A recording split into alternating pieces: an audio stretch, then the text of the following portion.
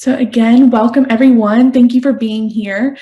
This patient experience series is brought to you by Icona Health, an interactive learning platform designed to improve patient education and provider training, enabling you to personalize your learning experience throughout care delivery.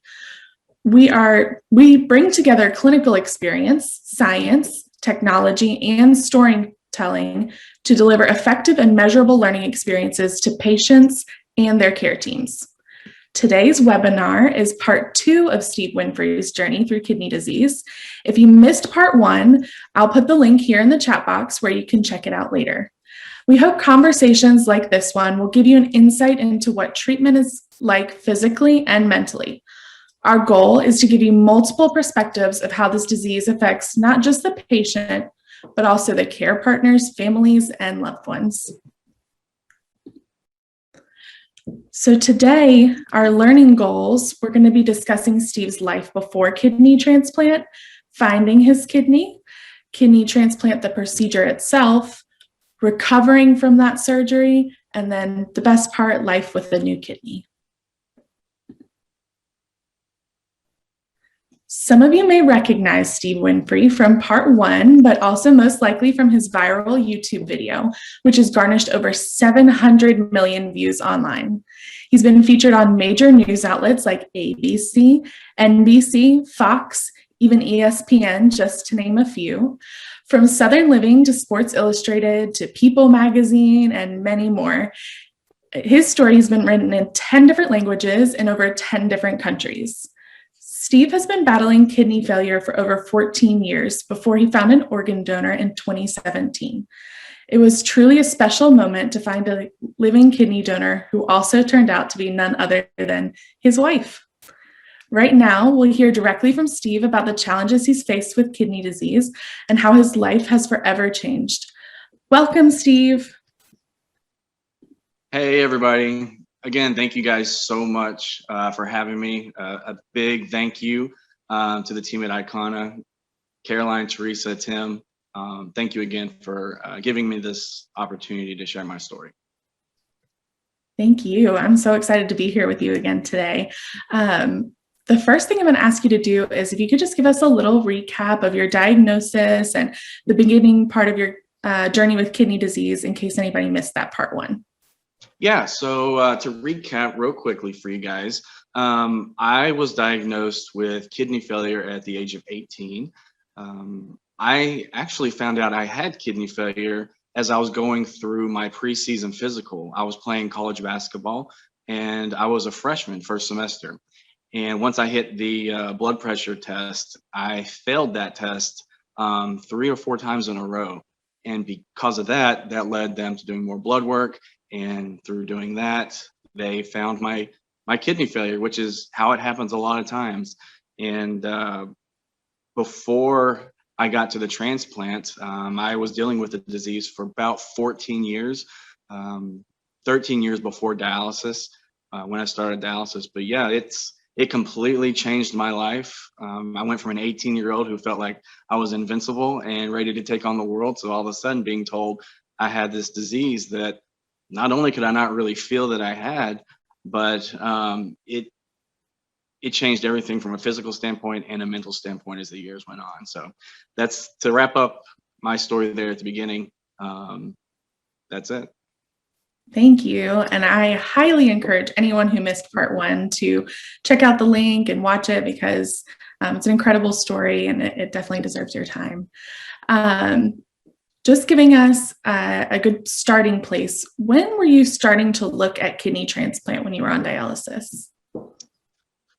So for me personally, I really didn't start looking at a transplant myself, and I'm going to tell you why. So while I was on dialysis, I kept being told that I was sick, but I wasn't quite sick enough to qualify for a transplant, at least based on what insurance thought. I think for all of you guys listening who deals with your own health journeys, you probably understand what I'm talking about. Some of the aggravations that we do deal with insurance telling us they're not going to cover something or I'm not quite sick enough. Well, because of that, and also a combination of a lack of support around me, aside from my wife, I never really saw myself as being that sick. So I never allowed myself to go to that place to say, you know what, I think I'm ready for a transplant. What happened was I was in the hospital for the 100th time, probably that year. And my wife, Heather, when we left, said, you know what? Like, that's it. Like, I can't take it anymore. We've been in a hospital way too many times. You're still so young. Your quality of life is so down. I'm going to do something. So, what I'm going to do is I'm going to go with you to your doctor's appointment and I'm going to say, listen, I have two kidneys. I know I only need one. I'm going to give my other one to my husband. Can we make this happen now? And I just remember being mortified because I was like, we're going to roll up into my doctor's office. She's going to tell him exactly what she just told me. And he's going to say, you know what? That's very heroic and all. That's very noble, but he's just not that sick. He doesn't need that yet. And that was a big fear of mine. But to my surprise, the exact opposite happened. And my doctor was very, very welcoming to that conversation. And that's how the conversation of a transplant started for me. Wow. Yeah, that's incredible. So I know the second question, how did you find your kidney donor, that has the best answer, and Heather is incredible.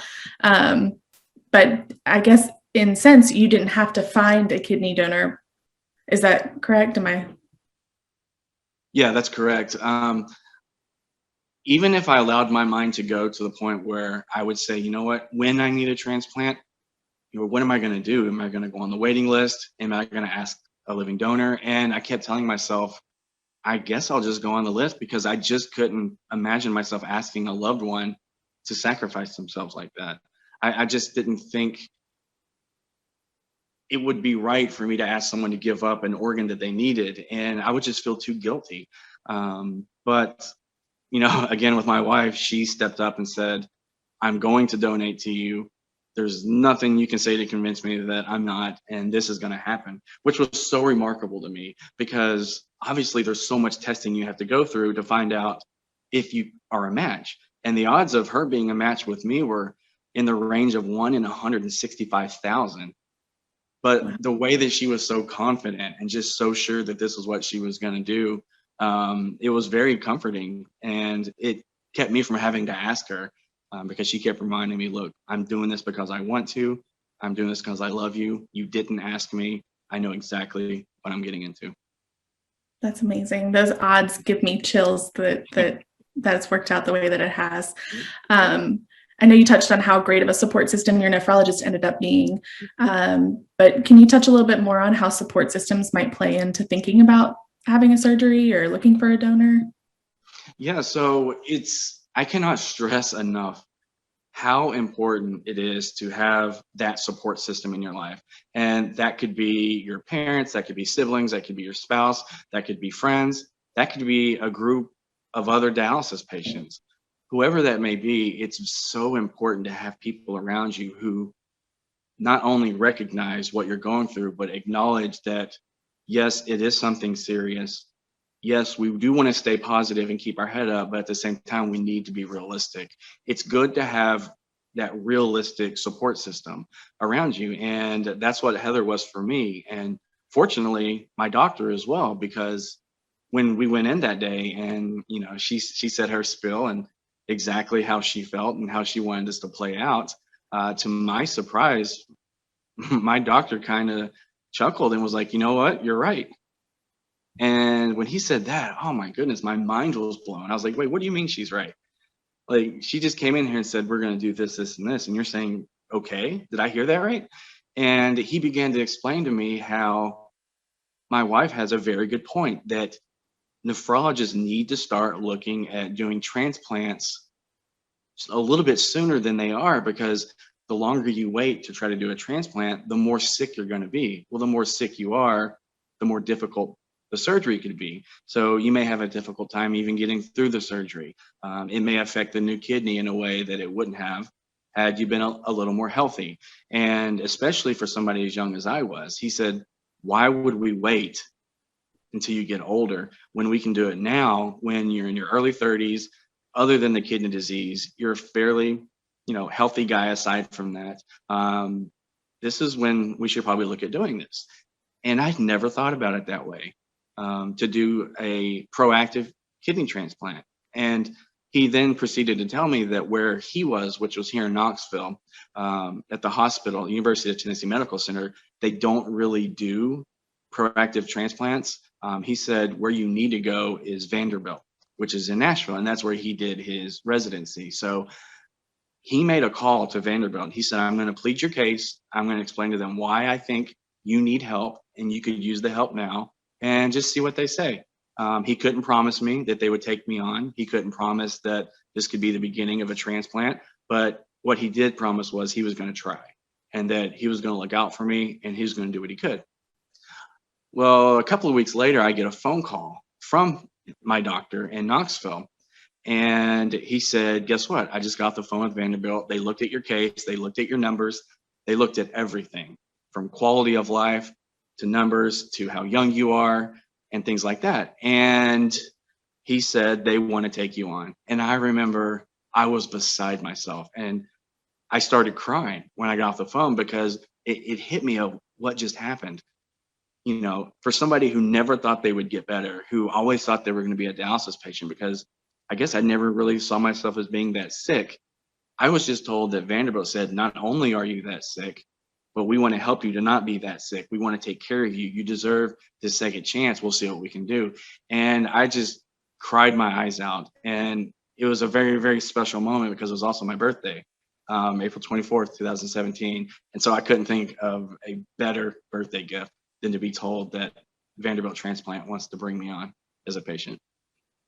That's amazing. Best birthday present ever, for sure. So looking at our timeline, so we're in April 2017, and that is fantastic news.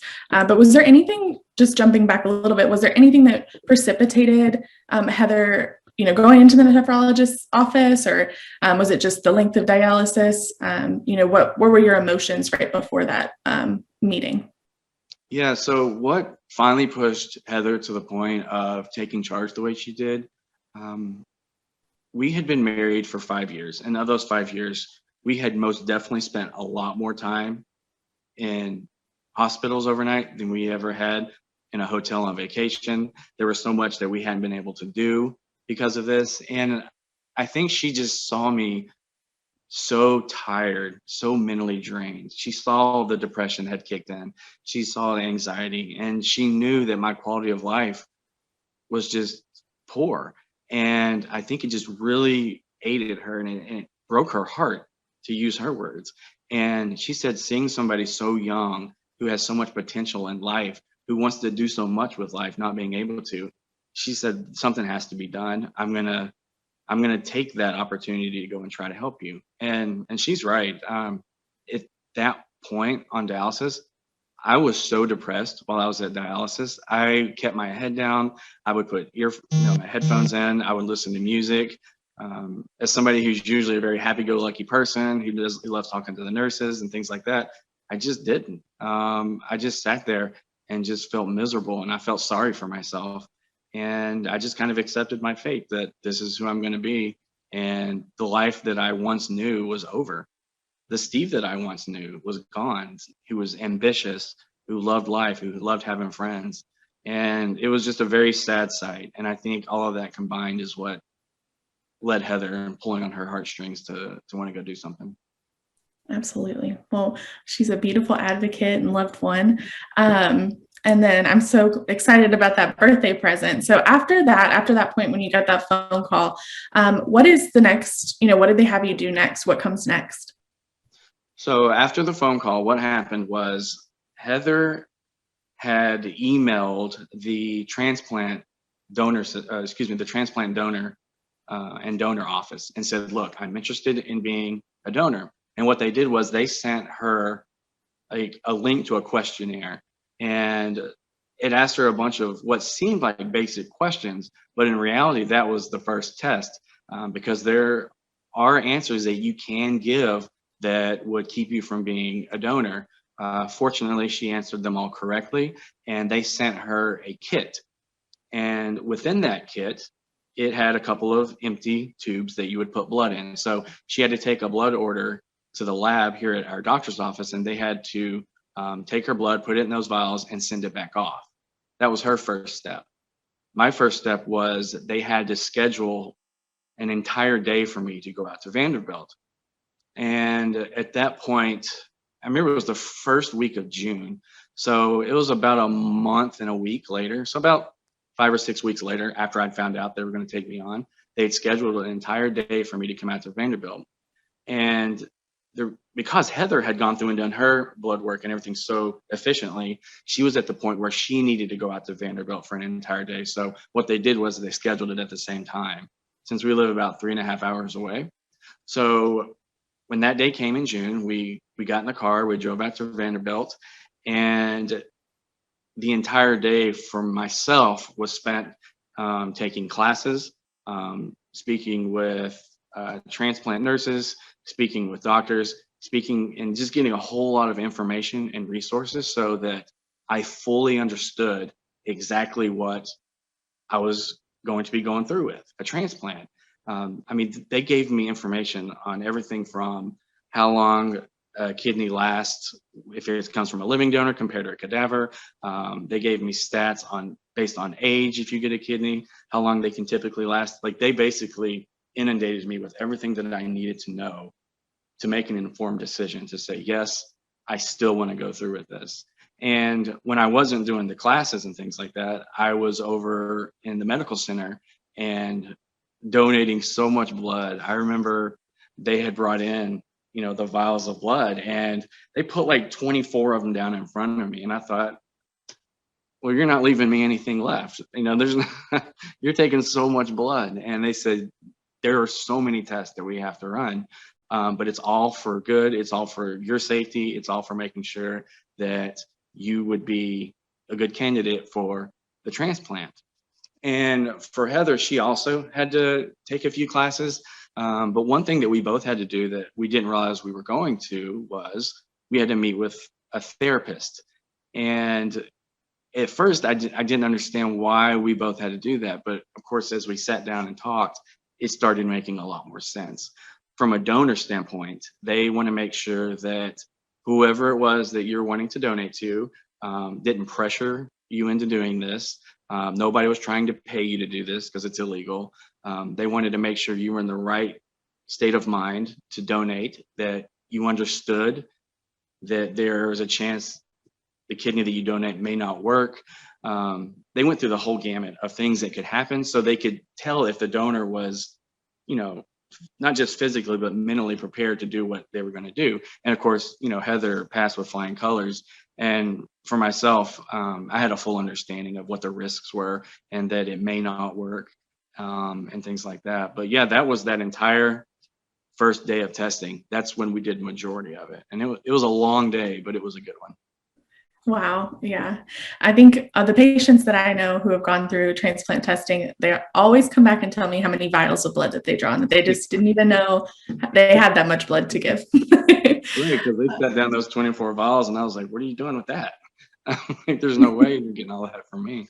But yeah, that was an interesting part for sure. Yeah. Well, what was the time frame from when you guys went in to do that testing till you heard anything back or you got any information from that? Yeah, so that would have been, like I said, the first week of June. It would have been a month later. It was about a month later when Heather got the news that she was a match. It was on July 6th, 2017. She was at work and we knew she was awaiting that phone call.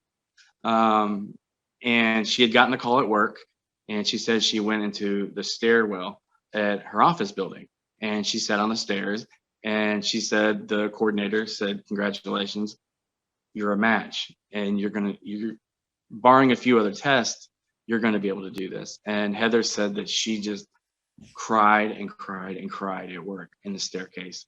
And she's like, I've got to tell Steve, like, I don't want to wait. And see, what she had done was she'd had a baseball card made that was going to say she was a match and it wasn't there yet. So She knew that she still wanted to tell me, and she actually told me on a text message that she hadn't heard back yet, which now I know was not necessarily the case. She wanted to surprise me. And it was, I'm telling you, that evening when she sat me down and handed me that baseball card and I read it, the single greatest moment of my life at that point, because I cried and cried and cried. For those of you who haven't seen the video, I was almost speechless. And the tears that you see are happy tears, they're sad tears, they're angry tears, they're painful tears, is basically every emotion that I had experienced for 14 years. And for 14 years telling myself, I'm always going to be the sick person. I'm probably not going to live that long. There's no way I'm going to get a second chance. And right next to me, my wife, of all people, just said, I love you so much.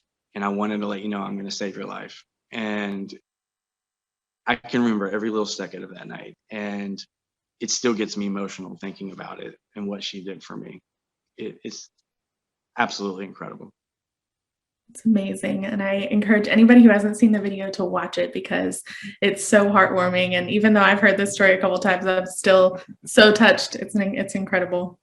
So between the baseball card and like having surgery scheduled, what happens in between those in this time period? So from the time I got the card, with her telling me that she was a match, I actually still hadn't been told that I was on the list yet. But in hindsight, I guess it really didn't matter because I had a living donor who was going to step up. And she actually had to do, I think it was 2 more tests. And so when it went viral the next day and we were being inundated with people like congratulating us and things like that, it was very sweet. But at the same time, in the back of our heads, we're like, whoa, wait a minute, there's still a chance she may not be able to do this. So 2 of the tests that she had to take were imaging. And what we found out during that time between the baseball card and we found out we could schedule the surgery, and a lot of people don't know this, we actually found out we may not be able to do the surgery because according to my imaging, I had one main artery that goes into my kidney. She was born with 2 main arteries that went into her kidney, and that usually will disqualify you. And she was told that that could be a deal breaker here. So needless to say, we were both very upset and disappointed, but we didn't want to say anything because we weren't positive that that was going to work out that way. Fortunately, one of the surgeons at Vanderbilt said, I can do this. I can make this work. Tell them we can go ahead and schedule. And when we got that phone call, that was to tell her that it was still going to work and to schedule it. And that would have been, let's see, middle of August. Middle of August is when we finally got the word that it was going to work out. And when we scheduled it, it was for September 28th. So for about another month and a half out. But gosh, that time and waiting between the card and scheduling it was so nerve-wracking and so stressful, especially when they said there was a chance we might not be able to do it. I can't even imagine. You've already jumped through so many hoops. And you Right, just have a couple more. You can see that light, but just not quite there. I know. I can't even imagine. Well, when you finally get to that last dialysis treatment, tell me a little bit about what was going on during that. Yeah, and I appreciate you asking that because this is something that I like to talk about. It shocks a lot of people when I tell them how my last dialysis appointment went, because when you picture it in your head, you're going into the dialysis center, it's your last time. You've got like that song, I'm Walking on Sunshine playing, you're happy, you can't wait to get in there, get done and get out. And it did not play out that way. While I was in dialysis, I was obviously very aware it was my last time and I was excited about that. But when my session ended and they came and they unplugged me and the nurses started coming over and hugging me, congratulating me, all of a sudden, like my demeanor changed. I began to feel really like uneasy. I felt uneasy. I almost felt sad. And looking back, I felt a lot of guilt because the people who were around me, who I had gotten to know, they were seeing this. They saw that it was my last time and that I had found my miracle. Now they were all very kind and very sweet. They were congratulating me, which was amazing. But for me, I felt like I shouldn't be celebrating this right now in front of them. That it wasn't exactly a happy thing for me at the time, because I felt so bad that all of my friends and fellow dialysis fighters weren't picked and they were staying as I was leaving. And that really surprised me. I did not see that coming. And I eventually went out to my car and again just got very emotional because I feel like I had survivor's guilt in a way, that they're still back there going through what they're going through, and the pain and the suffering, and I was just able to walk out because I was chosen. And I started asking those questions of, well, why was I picked to get a transplant? Why is this happening to me? Why is this not happening to somebody else? And a lot of those questions started filling my mind. But fortunately, with my support system and with Heather, they said it's okay that you kind of feel that way, but you need to make sure you get that out of your mind as quick as you can, and embrace what's happening, appreciate what's happening, and take what's happening and use it to help others. And that moment is when I decided I was going to be an advocate after my transplant. It was from that walk from the dialysis chair to my car where I felt guilty and I felt like I wanted to do something for these people. So it proved to be a very, very powerful last day of dialysis. Thank you so much for sharing that. I think those are emotions that you only understand if you've been through it and you've been, to that dialysis session. So I really appreciate you sharing that. Tell me a little bit about the photo and the day of the procedure. Yeah, so the photo that you all see here, that's me and my wife in the prep room right before the surgery. We had to be at Vanderbilt at 5 that morning. And because our story had gone viral and the magnitude of that, when we got to the lobby of the hospital at 5 a.m., there were cameras there and people that wanted to interview us. And I remember Heather and I were like so exhausted. We're so nervous. Did not feel like doing that, but we obliged, and we actually were doing interviews and talking like just moments before we went up to get prepped. And so once all of that was over with, we went upstairs. They had us again in the same room, and I was watching her like a hawk. Like I was telling the nurses, please don't hurt her. Please don't hurt her. Like they would give her an IV and I'd be like looking over the curtain, like, they're not hurting you, are they? And she's like, I'm fine. Leave me alone. Like, it's fine. Like, I appreciate your concern, because that's where my heart was. That's where my anxiety was. I wanted her to be okay. And I was so anxious about that.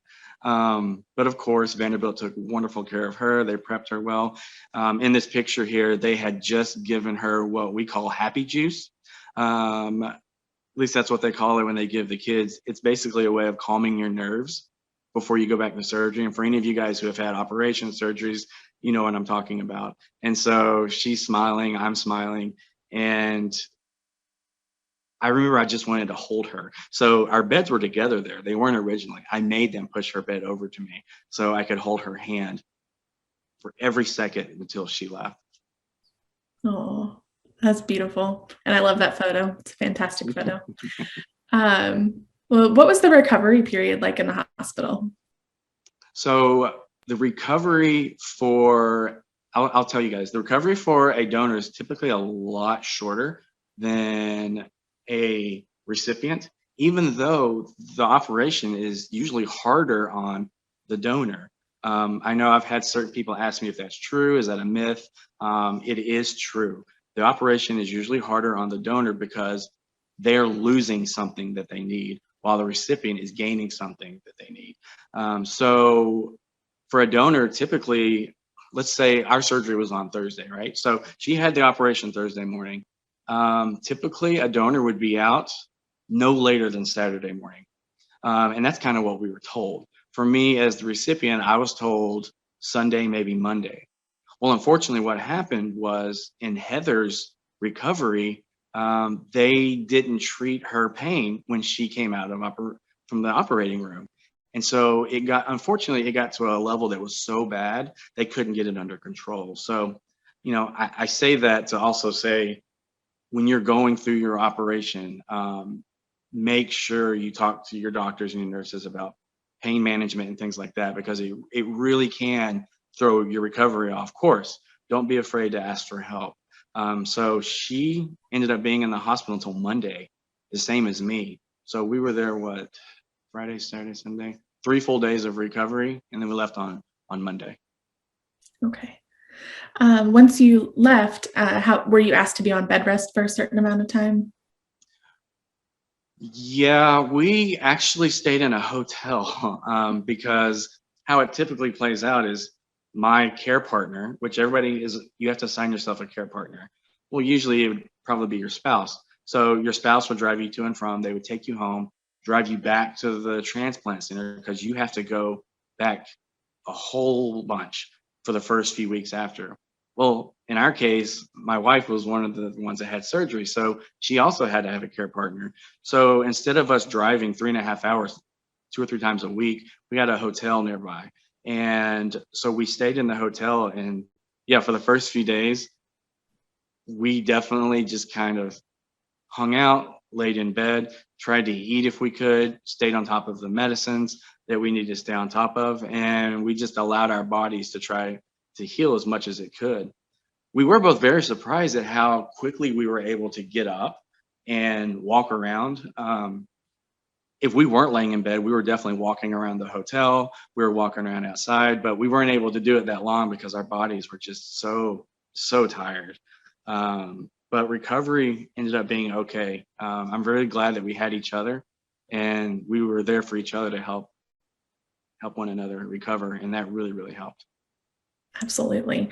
What did follow-ups look like with your, care team and nephrologist?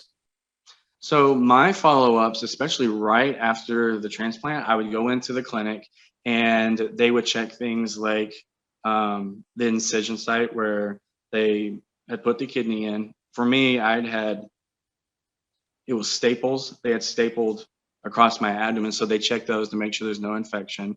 Um, Constantly checking your blood work. They have to monitor your creatinine and your BUN constantly. They're checking your urine to make sure things aren't going wrong. I mean, it's basically a microscope on you for those first few weeks to try to catch anything that may happen that could suggest that the kidney wasn't working the way it should be.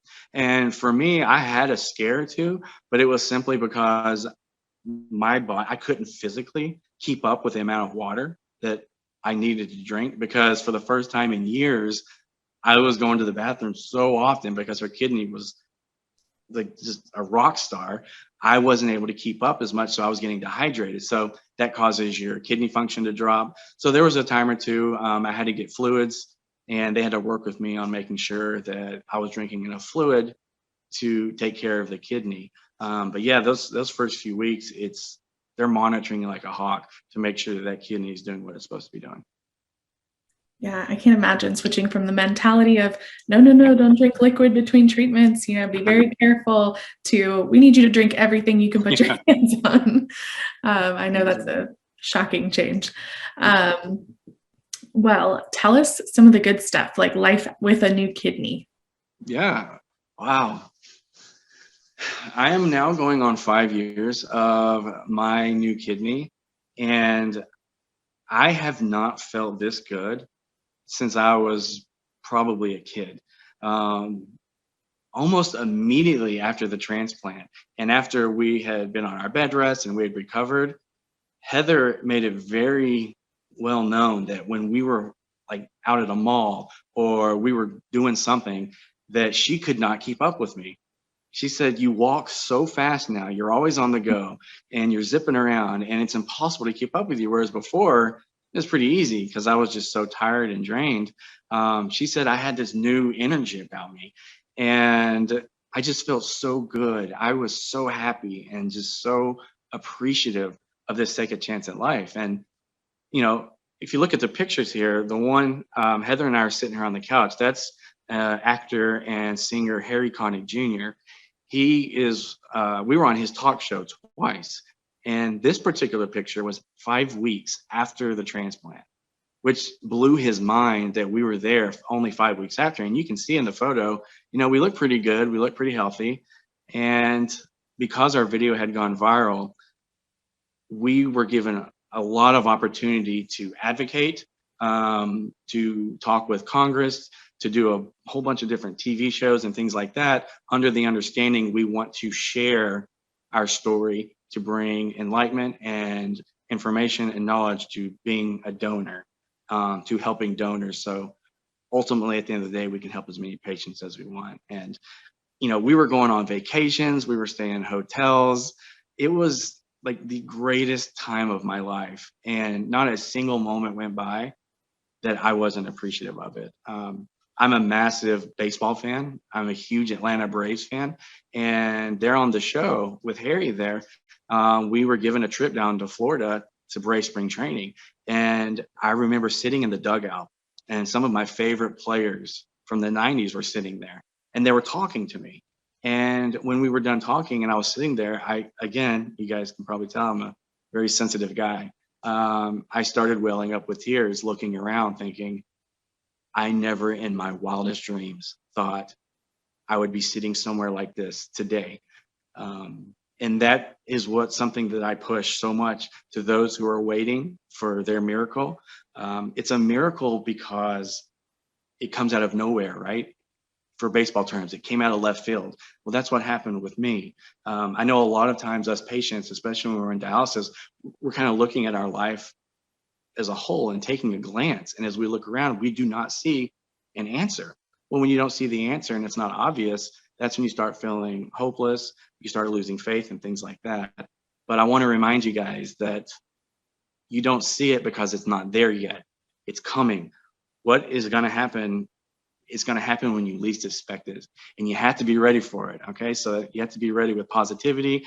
You have to have your eyes open through hope and having faith that it's going to be there, and just keep trucking along, keep fighting hard, keep your head up, because the day's going to come where you too are going to be sitting somewhere and you're going to start crying, saying, "I never imagined my life would ever be like this," but it will be, and I can't wait for that day for so many people.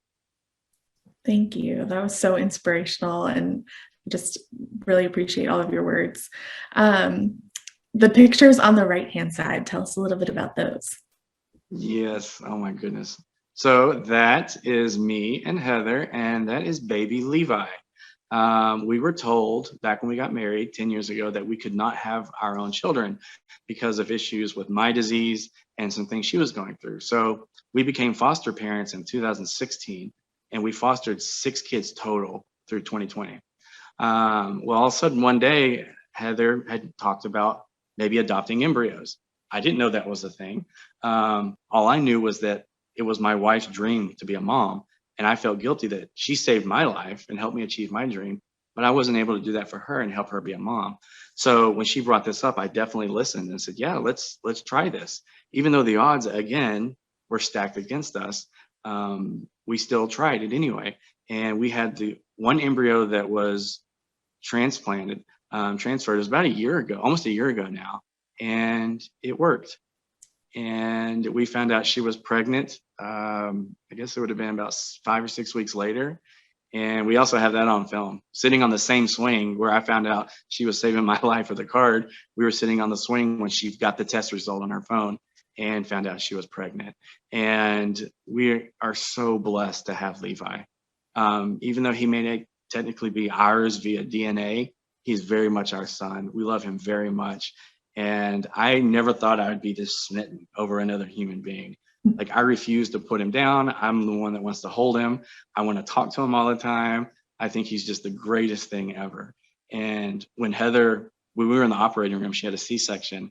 I looked down at Heather and I said, I'm sorry, sweetie, but I think seeing our son being born just became the single greatest moment of my life, slightly above the transplant operation in which you saved my life.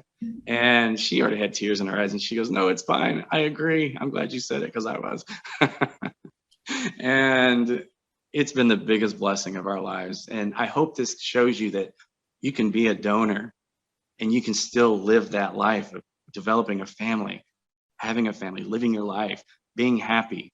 And I also hope that other fellow patients and kidney patients see that just hang in there, keep fighting. The day is coming where you're going to be able to say, I cannot believe that this has happened to me. And you're going to be the happiest person in the world. And I can't wait to see that from you guys. That's awesome. Thank you so much. Well, I'm going to take this time then to switch over to some questions. So if anybody hasn't put their question in the Q&A box, please go ahead and do that. We would love to hear from you. Let's see. Our first question is, what is a preemptive or early transplant? Yeah, great question. So a preemptive transplant basically means they want to try to go ahead and accomplish that transplant before you get too sick. And unfortunately, with where they like to try to do the transplants, again, more based on insurance, also based on if you're on the waiting list. Now, if you're on the waiting list, they have to set certain boundaries because there has to be a process in which they decide who gets one and who doesn't. But what they want to try to do, especially with living donors, if you can start that process of getting a transplant, say at 20% function instead of 15, that can provide an overall better result for everybody involved. And so that's kind of what they mean when they say preemptive transplant, doing it earlier than they had been. So you're a little bit healthier, you can accept the kidney a little bit better, and a better positive patient outcome. Thank you. Perfect. Dan is asking us, where do the kidneys come from for transplantation? That's a good question, Dan. So for me, obviously it came from my wife. And in that process, what they do is, because again, we have to remember a doctor's oath is to do no harm, right? So that still remains true with a donor. So when they look at the kidneys that the donor has, they're going to, through testing and blood work, you might have one kidney that's a little bit stronger than the other. And if that's the case, they're going to leave the kidney that's stronger in the donor because you want to make sure you're also protecting them and their health. So they'll take, maybe it's a little bit smaller of the two, or the one that has a little bit less function, and that's the one that they'll give to the recipient. Now that's the case for a living donor. The other way is a cadaver donor, which means you're on the waiting list and somebody passes away. And when they pass away, they find out that they are an organ donor. So they're able to retrieve those kidneys. They're viable to be transplanted. And when they do that, they call the next person on the list, and that's what gets that process started. So you're either going to get it from a living person, a living donor, or a cadaver who decided to be an organ donor after they passed. Yeah, absolutely. And organ donors, living and deceased, are both heroes. So if you have family members or you yourself are thinking about being an organ donor, you know other people, it's always a good thing to advocate for. What are some of the downsides to kidney transplant that they talk to you about? Wow, yeah, this is the first time I've been asked that, and I'm really glad that question was asked. I want to first say that a transplant is not a cure. A transplant is a treatment. It's an intervention of sorts to kind of the opposite side of what dialysis does. Those are your two options. And with each one, you have your pros and your cons. Well, with a transplant, like all your troubles and all the issues don't just suddenly stop. There's obviously going to be some things that still continue to go on. Now, as a recipient, you're going to say, well, I'd rather deal with this than dialysis. And that's for the most part true, but I think it's important that people know what some of those issues are. One is you will be taking medicine for the rest of your life. I take a medicine called tacrolimus, and I take a medicine called Cellcept. Those are the two anti-rejection medicines. And they're called anti-rejection medicines because what they do is they lower my immune system. And they have to lower my immune system, or else my body is going to attack the new kidney, because that new kidney is going to be looked at as like a foreign object, kind of like a virus, and your white blood cells go and they attack that because they're like, wait a minute, that's not supposed to be here. That's not a part of who you are. Let's go to get that. Well, that's what would happen to a new kidney if you weren't on anti-rejection medicine and immunosuppressive drugs. So you will have to take those for the rest of your life. Now, there are consequences, if you want to call it, to taking that medicine. Obviously, one is you don't have an immune system, so you are more likely to pick up the cold walking down the street. You are more likely to get sick. It will take longer for you to get over something like a sinus infection or even a cold. You're going to have to constantly be monitored, and the medicines will change. The amount of medicines you change will change because each person is like, how can I put this? You need a recipe. All right. So you need a recipe for each patient. And that recipe includes all your medicines, how much water you need to be drinking, and all that stuff, because each individual is different.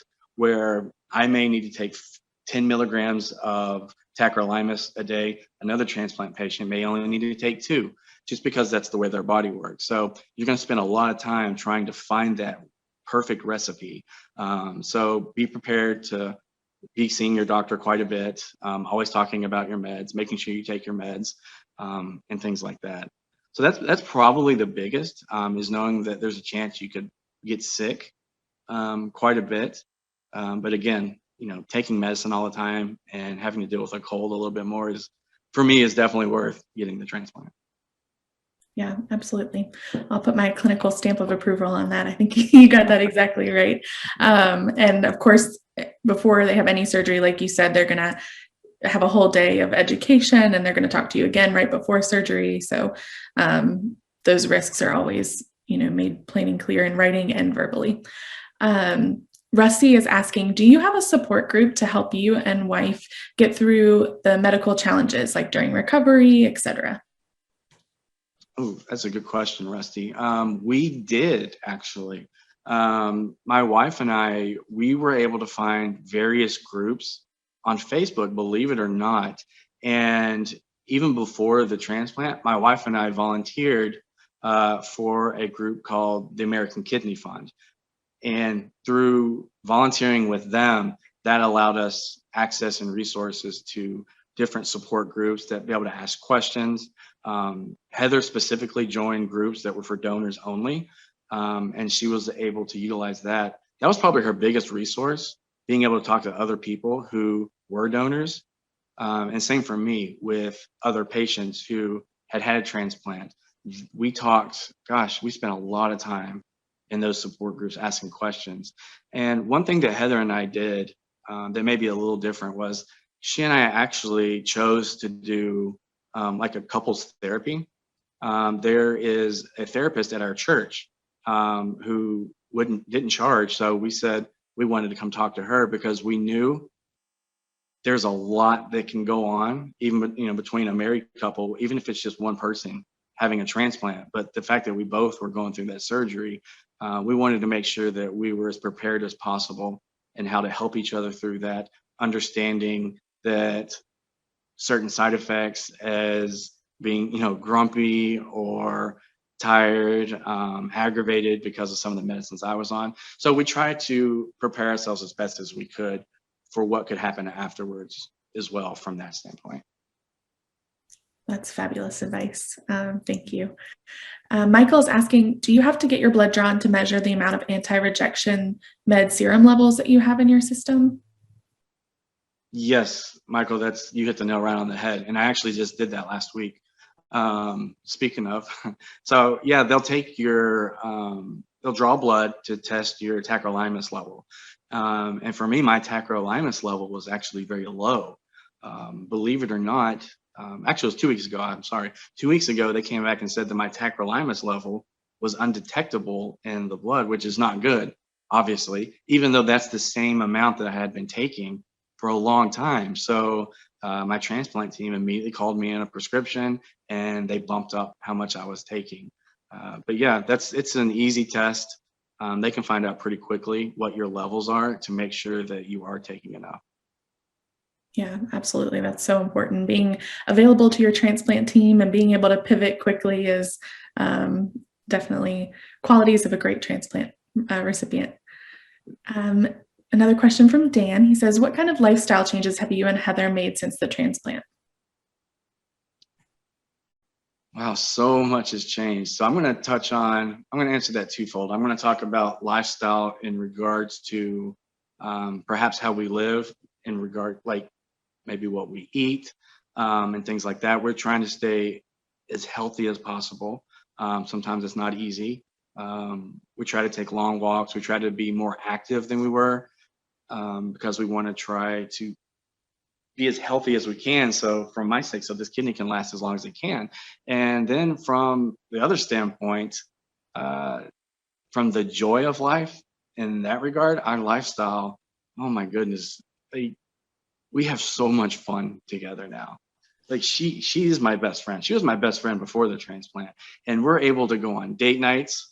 We're able to go out to movies and stay out late. We're able to um, do so much more than before because I'm not so tired.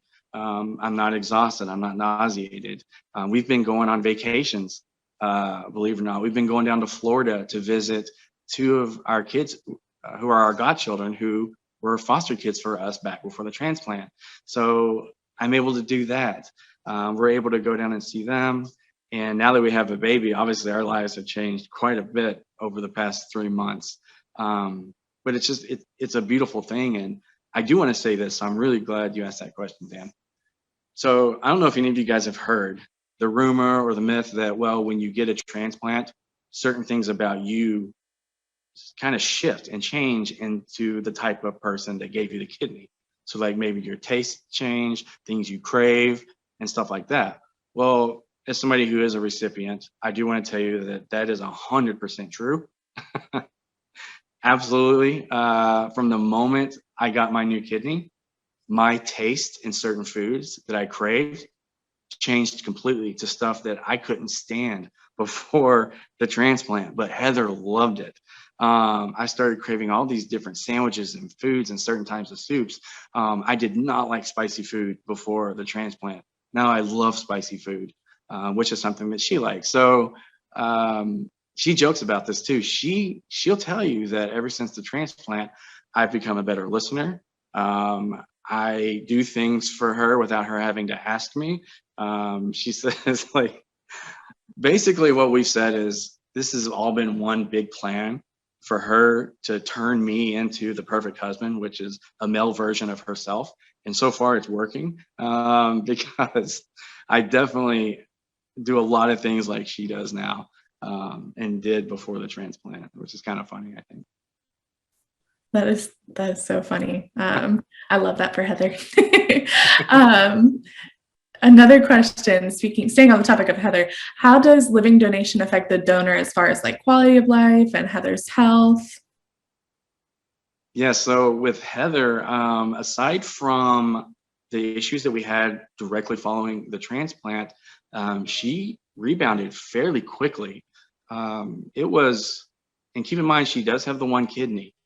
I mean, we're talking 6 months after the transplant when they tested her kidney. I kid you not, her function was like 89%. Think about it, 89% for somebody who only has one kidney. I mean, technically, your math would think, oh, well, it'd be 50. Well, no, it was still 89, 90%. She's extremely healthy. Again, she was able to get pregnant and start a family. She's able to do just as much, if not more, than she was doing before becoming a donor. And I think that's very important to share, because I have a lot of friends who have talked about being donors, but they say, well, how's that going to affect my quality of life? Will I still be able to work? They'll ask questions like, how can I even afford to be a donor? I can't afford to miss work. And I can tell you there's answers to all of that. May not be able to touch on it right now, but if you do have questions like that, please send me an email. I know that's something that Heather and I would love to address with anybody who's considering being a donor. Or if you're somebody that is looking for a donor and you want to be equipped with all the answers that you need, shoot me an email, because I have a lot of surprising answers for you guys, for those who want to be donors. Awesome. Staying on that topic, does Heather have any lifelong medicines she has to take because of the surgery? She does not. When she was released, they had to check on her. Let's see, it was a week later, and then 2 weeks later, a month later, 6 months later, a year, and then 2 years. So she didn't really have to go back that often because she was able to recover so well, so quickly, which, fortunately, a lot of donors do.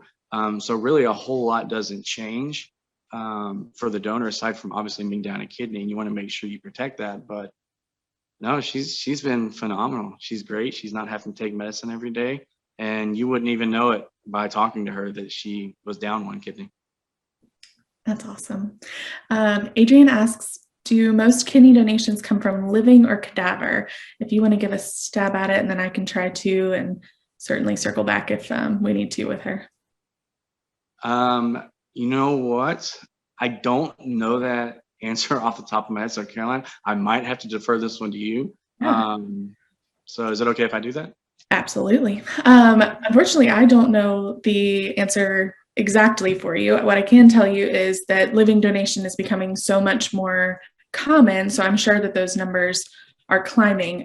There's programs like paired kidney match where, say, if Steve's wife, Heather, couldn't donate, she could donate to another person, and that person's family could donate to Steve. So there's a lot of programs that have been developed to try to encourage living donation. And, with the internet, being able to reach more people to ask and say, I'm looking for a kidney. Would you be willing to be tested? The fact that the surgery has become a lot less invasive, and that the donor's recovery time has lessened over the years, those kind of things. I know living donation is on the rise, but as far as those exact numbers, I would have to get back to you.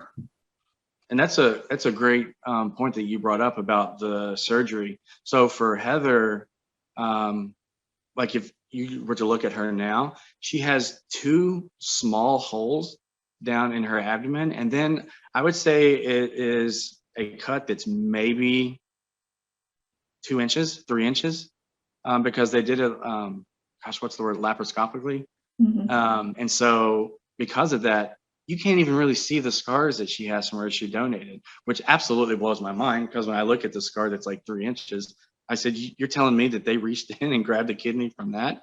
And she said, apparently so. So it's even gotten to where the operation for the donor is so non-invasive, you can't even really see scars afterwards. It's mind-blowing where science is now with transplants, and it's only going to get better. Yeah, I agree. It is only going to get better, and that's super exciting. Well, thank you guys for all of these wonderful questions. We're going to wrap it up. That's all the time we have left. So Steve, thank you so much for being here again, and feel free to connect with Steve through his social media platforms and or email, which is listed here. You'll find the recording for today's webinar on Icana's website within the next few days, along with part 1 of Steve's story, so life before kidney transplant. Again, I highly recommend that you check that out if you haven't already. And my information is on here as well. So again, thank you guys so much. Hope you have a great rest of the day. All right. Thank you guys so much. I really appreciate all of it.